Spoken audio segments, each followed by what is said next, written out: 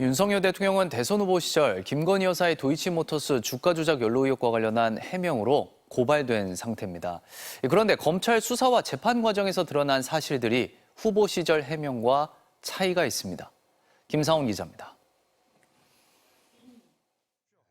시민단체와 민주당이 허위사실 공표라고 문제 삼은 발언은 윤석열 대통령의 후보 시절 이 발언입니다.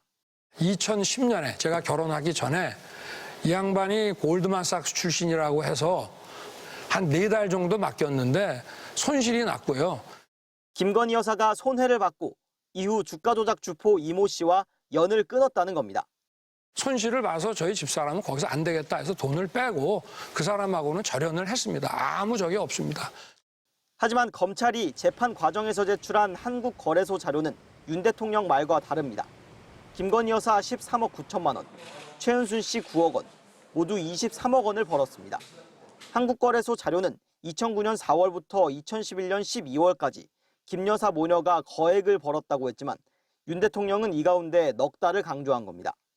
윤 대통령은 또 2010년 5월 이후로는 김 여사가 이 씨와 관계를 끊었다고 했지만 이와 다른 녹취록도 재판 과정에서 공개됐습니다.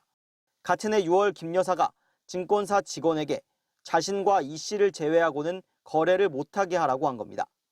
김건희 여사의 이름은 공소장에 289차례, 1심 판결문에 37차례, 2심 판결문에 87차례 등장합니다.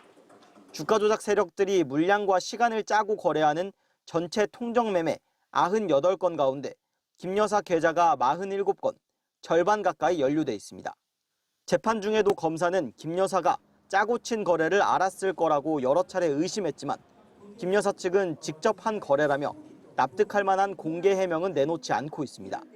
검찰은 윤 대통령 부부 고발건 가운데 김 여사에 대해서는 추측만을 근거로 한 고발이라며 각하했습니다. 다만 윤 대통령에 대해서는 대통령이 갖는 불소추 특권으로 공소시효가 정지된 상태라 퇴임 이후 수사가 재개될 수도 있습니다. MBC 뉴스 김상훈입니다.